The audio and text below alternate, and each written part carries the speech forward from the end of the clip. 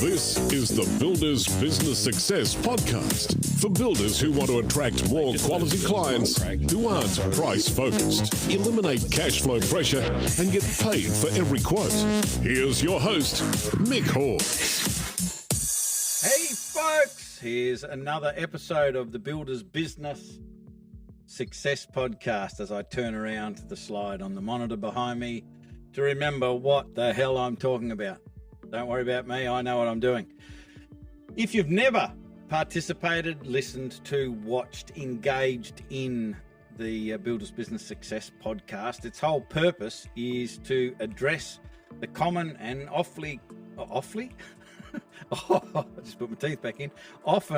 costly is what I was trying to say, and I used those two words together and created a new word, so there you have it. Often costly and frustrating problems that most builders experience in their building business. And as I've said before, and again, if this is your first time, the stuff that we talk about in this podcast isn't theory. It's something that has been implemented. It's been broken. It's been talked about and refined and re-implemented and measured. And until we find something that absolutely works. So in Builders Business Black Belt, that membership, we have a conversation every single day of the week, except for Friday, and talk about the wins, the lessons, answer questions, share resources, share experiences, and it just makes the whole gang, the whole tribe move forward faster. And being in a group like that is a lot of fun. But it also allows us to get information that we can pass on through platforms like this podcast that we've got a tremendous amount of confidence in, because not only does it works in wherever you are. Like, we've got members all over the country, in big cities, in regional areas, builders that do big multi-million dollar jobs, and builders that specialize in kitchens and bathrooms and outdoor entertaining areas and everything in between. So the ideas that we share with each other and refine with each other work pretty much for any building business anywhere. And I get excited about sharing stuff with you. And what we're sharing today is how to build and maintain a high performance team.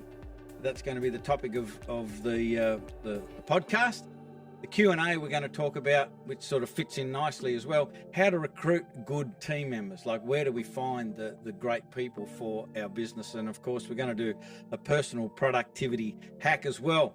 Now, we are streaming live into the Builders Business Success Forum, free Facebook group, particularly for builders.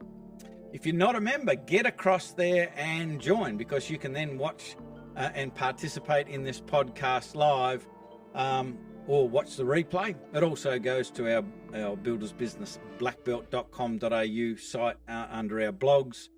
You can watch the replays there, and it's also going out on all of the podcast platforms like Spotify, Apple Podcasts, and the like. So there's plenty of ways you can consume this, but watching it live, you can ask questions and sort of give us a bit of an indication of whether things are making sense or are valuable or whatever in real time. So if you are watching this live in the Builders Business Success Forum Facebook group, or what I'd love you to do is put hashtag live into the comments. And of course, if you're watching the replay, I'd love you to put hashtag replay into the comments. So let's fly into this. The topic of this conversation, of this podcast episode, is how to build and maintain a high performance team. The first bit of advice, if you really want this, and I'm sure you do, because the deal is that the reason that you started your business in the first place is to have something that will give you freedom in your lifestyle. So you'll be able to earn more money than working for somebody else. You'll be able to have more choice and time freedom than working for somebody else. It's very rarely the case for people who start their own business. That dream never becomes a reality. They earn less than the people that they have in their team. They have less time freedom than the people in their team.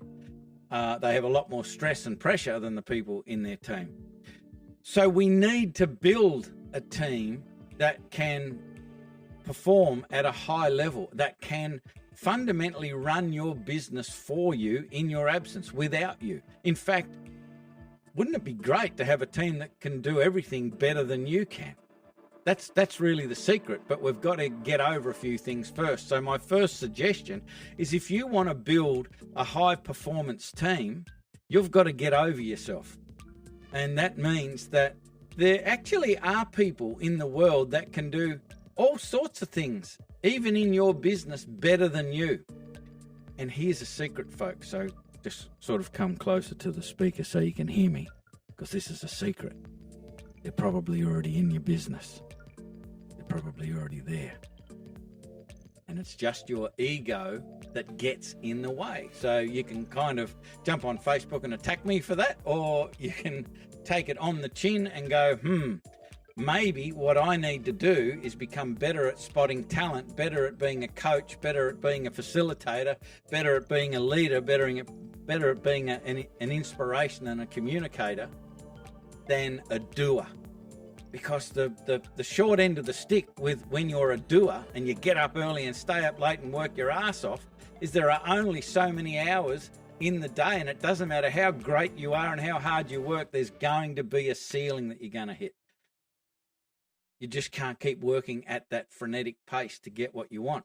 So the secret is to build a team and be able to expand that team, and even within your team, build leaders within your team so your team start to build the team. So first thing, you've got to get out of the way.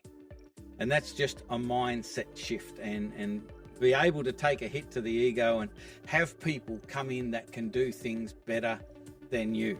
That's the secret to it. So surround yourself with people. You need to be the most useless person in the business, fundamentally. That's the secret to this. Don't purposely become useful. That's not what I'm saying. Oh, sorry, useless. Don't purposely become useless. That's not what I'm intending by this. But be the most useless, which means surround yourself with people that can do everything better than you. And I don't mean one person that can do everything. I mean a person that can do that better than you, that can do the administration and all of that better than you. A person that can do all of the attract strategy implementation, the video editing and blah blah blah blah. You need someone who does that better than you. You need someone who can run your sites better than you. You need someone on the tools better than you. And you might think, well, who am I going to get? That's going to be impossible. No one can do this as good as I can. No one cares as much as I do. And you're probably right in the current situation. But if you can get out of the way and open yourself up to the possibility that people could do things better than me, and you start to have those conversations with your existing people and start to do training and start to get them involved in contributing to the improvement of how you do things, you will be amazed at how many people that you already have in your circle. And I say that because they could be direct employees, they could be subbies, but they're given the right support and the right environment and the right training and the right resources, you'll find people all over the place that can pretty much do everything better than you. The other thing you've got to realize to be able to build a team that is a high performance team is the team needs support. And when we get our black belt members to build a map of the business, so if you look at hierarchical charts, flow charts of how a business is structured, and you've got the sort of the bottom level people here that are doing the basic work, and then you've got some senior people that are above them, and then you've got some supervisors that are above them, and then you've got managers that are above them, and then the owner sits on top. That's how traditionally people draw their map of the business, and they draw the map of the business because that is a reflection of how they think it is. In Black Belt, we get people to turn that map completely upside down. So now the owner is on the bottom. So you're now responsible for everyone So you've got to hit the gym. You've got to learn how to support. And you running around banging nails into timber isn't supporting the people. You've got to put some of your time into learning how to support people, how to communicate, how to coach, how to encourage, how to inspire, how to lead. And that takes a bit of time and effort. But the investment in that activity will pay massive dividends, because you will see people really enjoying themselves, taking on more responsibility, learning, growing, contributing, becoming a meaningful member of a team that is doing something that has meaning, that is significant. It's very, very powerful, and that gives you a lot of freedom, but it also gives you a lot of meaning. You'll feel a lot more significant, helping all of these people become more successful. And I think that's the number one purpose for you if you want to take this on. If you genuinely want to build a business that is run by a high performance team, your number one purpose every day when you get up is to help your team to become more successful, help the individuals in your team to become more successful. And there's many ways you can do that: by changing the environment, by introducing training, by becoming a better leader and a better communicator, reading things like the carrot principle. Like, if you haven't read that book, go get yourself a copy of the carrot principle. Chester Elton was one of the authors. I remember buying it in the Hobart airport. You know, back in the days when we were allowed to get on planes and go places, I bought it and I read it. I just couldn't put it down. I read it between Hobart and Sydney, and it's just become a highly, highly recommended book in relation to building great teams, because it's all about recognizing excellence.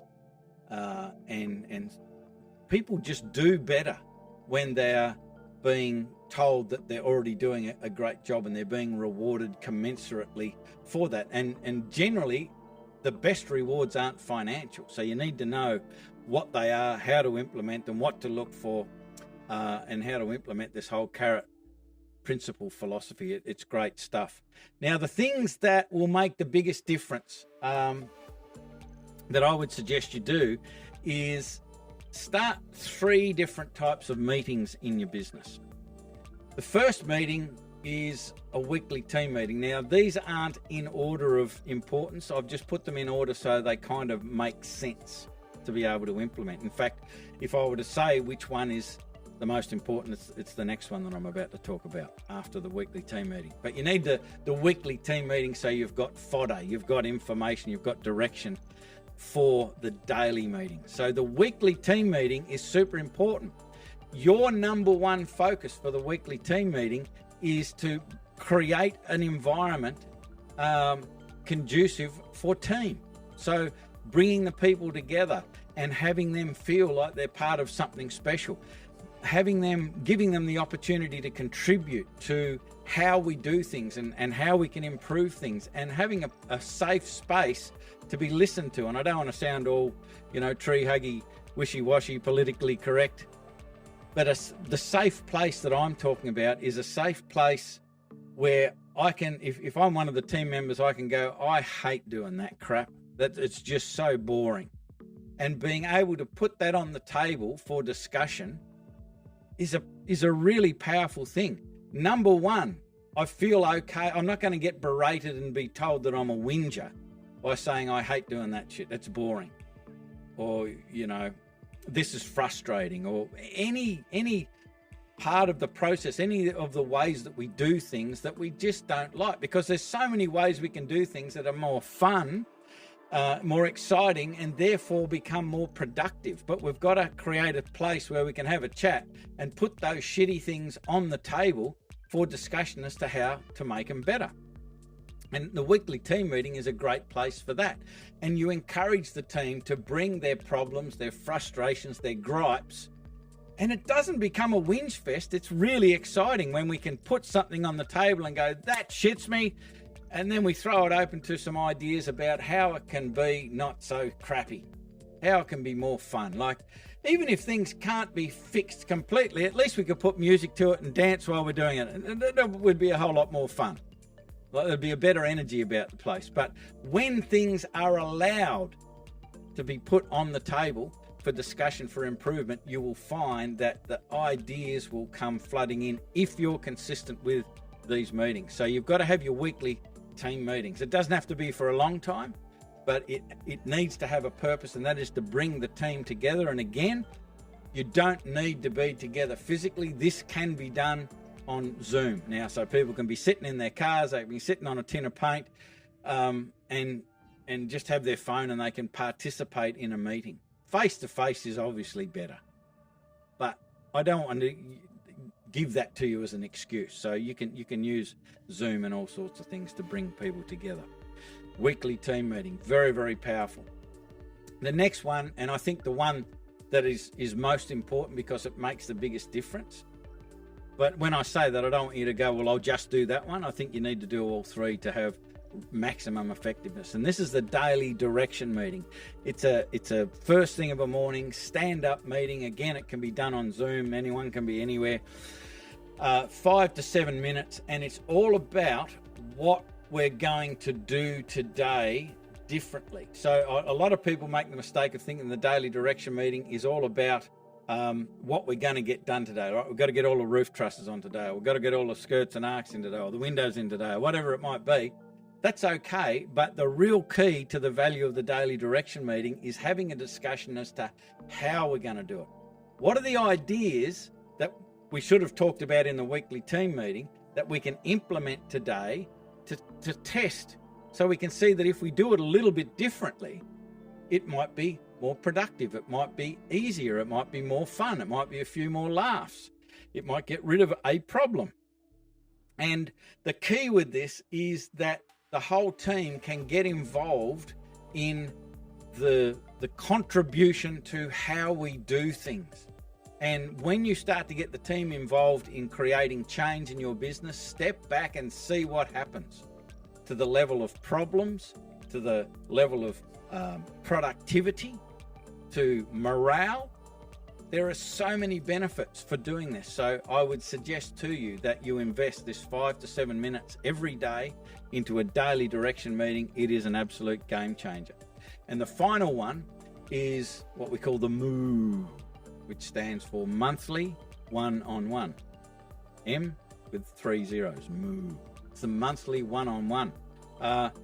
And that, again, this doesn't have to be War and Peace either. This doesn't have to be a drawn-out hour thing. It can be a 10 or a 15-minute discussion, but it's all about the individual, how they're feeling, where they would like to go. Like, what are the possibilities within this organisation for me? And you might be thinking, well, there aren't any. We've just got to build what we got to build.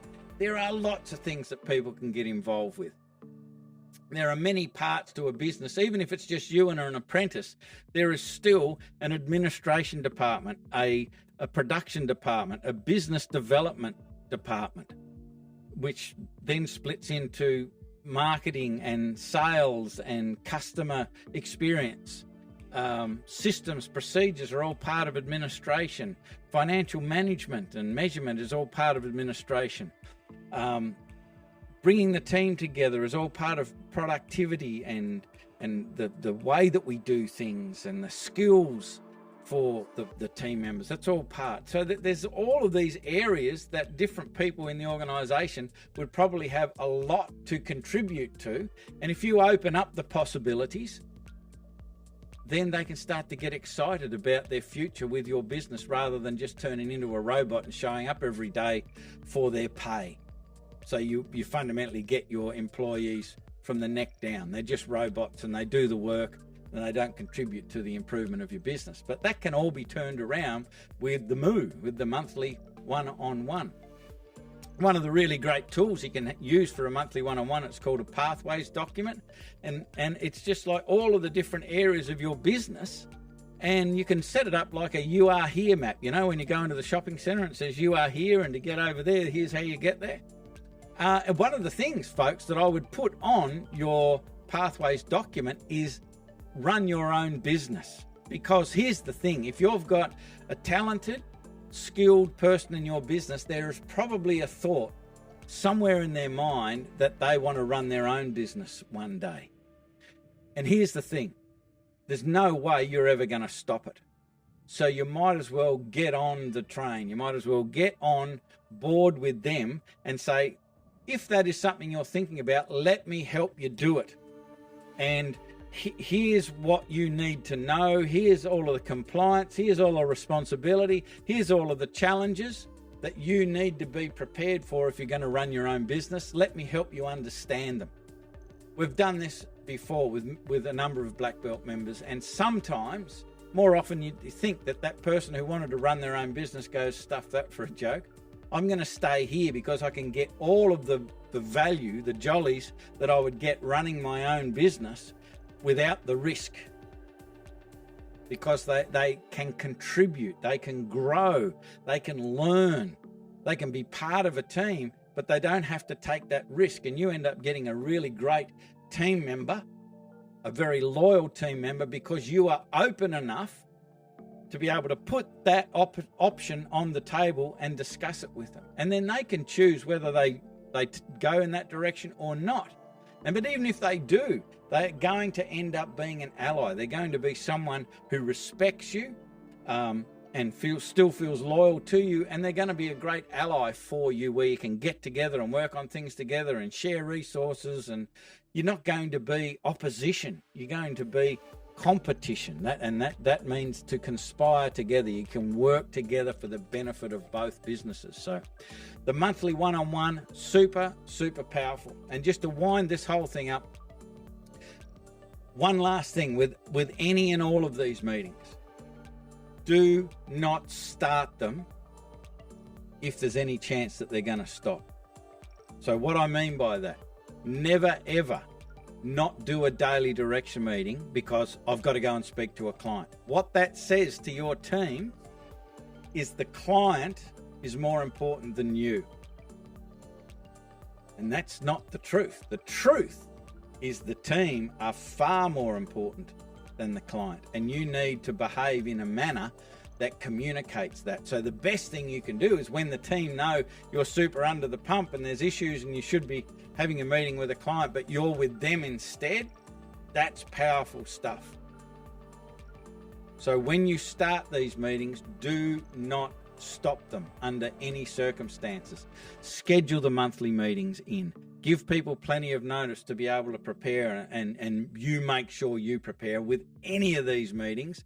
The secret is whoever's running the show, they put in a massive amount of preparation. Don't show up and do these meetings by the seat of your pants. You'll be wasting everybody else's time. When you turn up to your daily direction meeting, you need to know what the objective was yesterday. You need to know what the performance in relation to that objective was yesterday, so you can give out the carrots, right? The rewards from the carrot principle.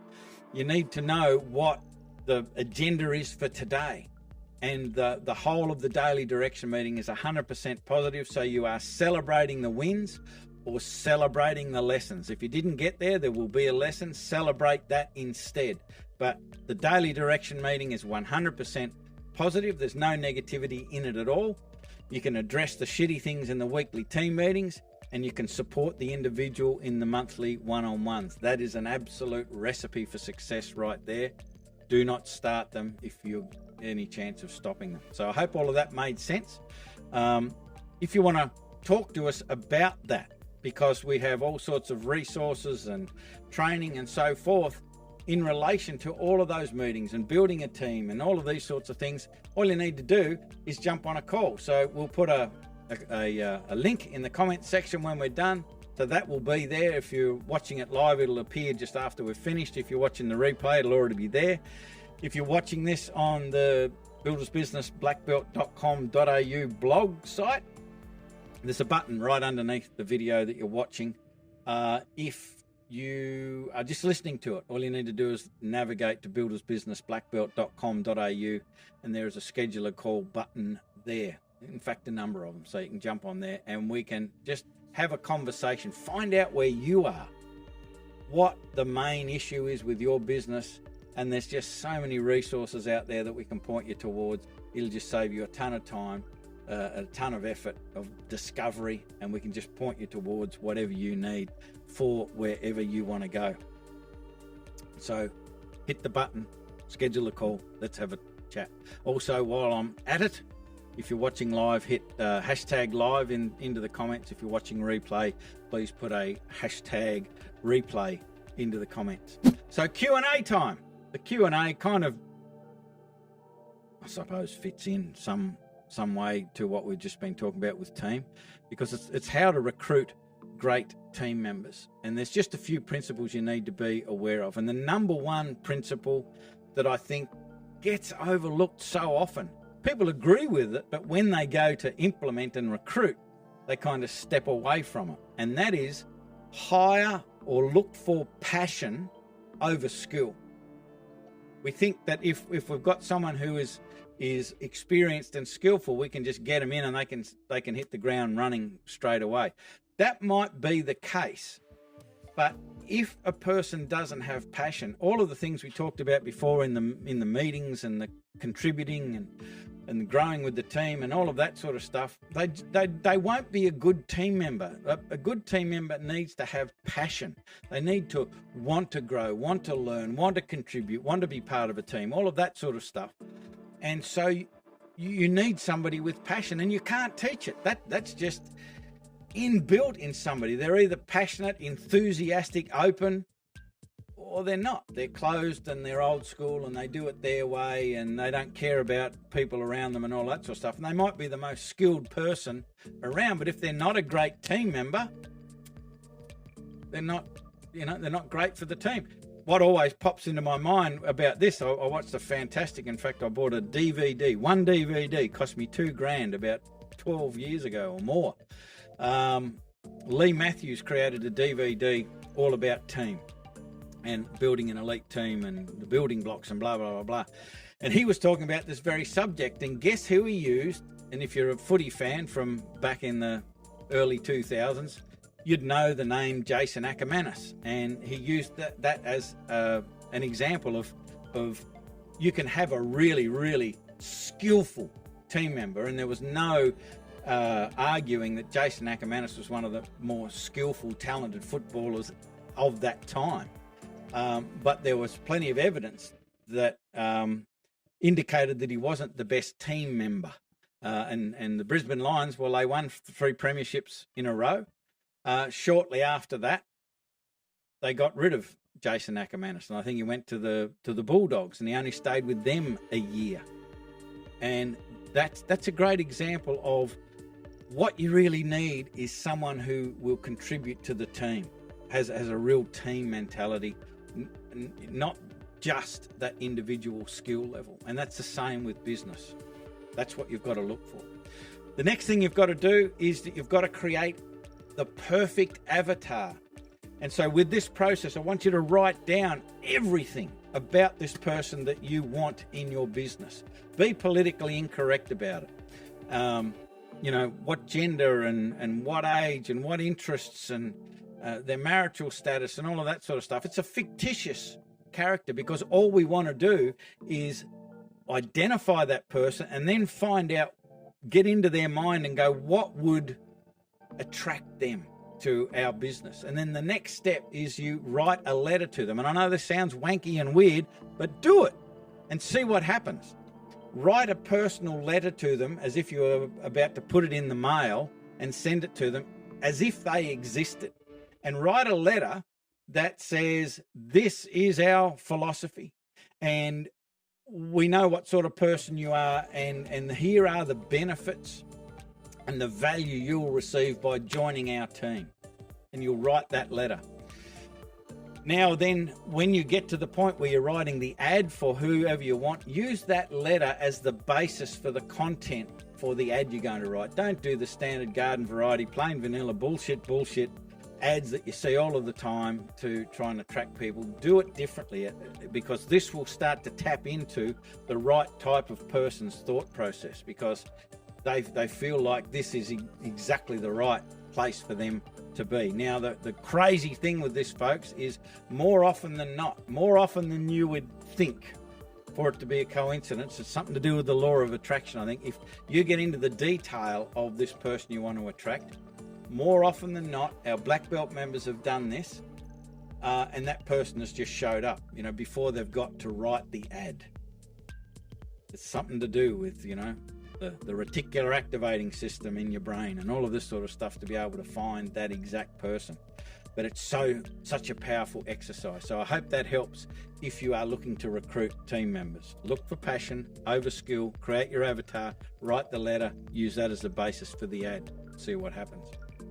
And again, if you want help with any of this stuff, you know what to do, you know the drill. The link's in the comments under the video, or just navigate to our website and have a conversation with us, and we can point you toward the right resources to be able to do this sort of stuff. Personal productivity hack. I love this personal productivity hack. It's called the 7-column system. 7. Guess what else is 7? 7 days, so it might be a hint as to what it is. So you create a column for each day. This is super simple, but it's really, really powerful. And what you need to do is things like your personal success ritual, your daily direction meetings, your weekly team meetings, any of your professional development, any administration stuff, anything that you do on a regular basis that shows up in your to-do list, your regular activity each day or each week, I want you to put it into the column where you think it's best to do it. And so the whole idea of the 7-column system is that you build out the perfect week. It would be smart to do this before that, and that would work better if I did that on this day, because there are times of days and days a week when you're really switched on, and when perhaps you're not so switched on, you're a bit lethargic or whatever. So you put the appropriate, the activities in the appropriate day and time for how you generally operate, and you can start to massage your week to be significantly more effective. And you just do it for a week or maybe a couple of weeks, and then you go back to it and go, maybe it might be better if I flip those things over or move this over to that day. And this 7-column system absolutely works a treat. It gets you really, really clear on all of the things that you do. It can help you find things that you don't need to do anymore, and you can delegate or outsource or automate or just not do them anymore because they're irrelevant. But it also gets the right activity at the right time, because a lot of the time we will be doing stuff that we really need to be switched on mentally for at the end of the day. Like a lot of builders will be doing that sort of stuff. They get up early, they go straight to site, and they start working, and then they come home and inhale a bit of dinner and talk to the kids for 5 minutes, and then go back into their office and start to do this cerebral stuff, this stuff they need to be switched on for, but they are shagged, they are shattered, they're done, and they're trying to put the effort into this activity, and it's just not working. So sometimes you might be able to flip that over and do that stuff at the start of the day, and we've found that when that sort of thing happens, you start to get more free time. So you're not inhaling your food and spending 5 minutes with the kids. You can spend quality time with the family. You can get your time back by putting the right things in the right place so they get done more efficiently and more effectively, and in the appropriate order. So just it's like a set of plans, but you're just zooming out of your week and figuring out what would be best at what day and what time, and then you just look at the results and massage it and move it around so it gets better and better every week. So that is my personal productivity hack for this episode. So what's the takeaway? To me, the takeaway is if you want time and financial freedom, you must build a team and learn to be the coach. You can't be, I don't think, effectively the playing coach anymore. You know, if you really want to build a great team, you've got to figure out what you need to do over time so you are the full-time professional coach of your business rather than the playing coach. You just don't see them too much anymore. And the thing is, the more you do, okay, the more you get involved in the day-to-day stuff, you'll find the more learned helplessness will be created in your business. People will become less useful. They'll be asking you for all of the answers. They'll be waiting for you to fix everything and come up with all of the solutions. If you move away and help them become more successful, everybody wins. So it's super powerful. So I hope you've enjoyed this episode of Builders Business Success Podcast. If you've got any questions, we'd love to talk to you. So as I've said all the way through, you just need to jump on a call. Like, we're not going to bite. And there's nothing to buy. Like, you don't need to bring your credit card to this conversation. It is simply a conversation to find out where you are, what's in your way. Let us point you in the appropriate direction for where you are right now, what you need right now, what you want right now. And we know where everything is, so we can just point you to the resources and the ideas that are out there to help you move further, faster. So I hope that's helpful. I hope we get to talk to you in person real soon. As I said, if you're watching this live, put in hashtag live. If you're watching the replay, put in hashtag replay. And we will be back before you know it in about 7 days. Around about 7 days from now, we'll be back on a Tuesday. It'll be about 10 a.m. in the Builders Business Success Forum. If you want to participate live, make some comments, disparaging or otherwise, I don't mind, as long as you get in there and have a conversation and start to engage. I'd love it. So that is it for this episode of Builders Business Success Podcast. I'm Mick Hawes from Builders Business Black Belt. Love to be talking to you again real soon on another podcast or on a personal call. That's it. Bye for now. Okay, that's the podcast. If you have a question or want to know how Mick can help with your building business, email your request to mick@buildersbusinessblackbelt.com.au. Do it. Do it now.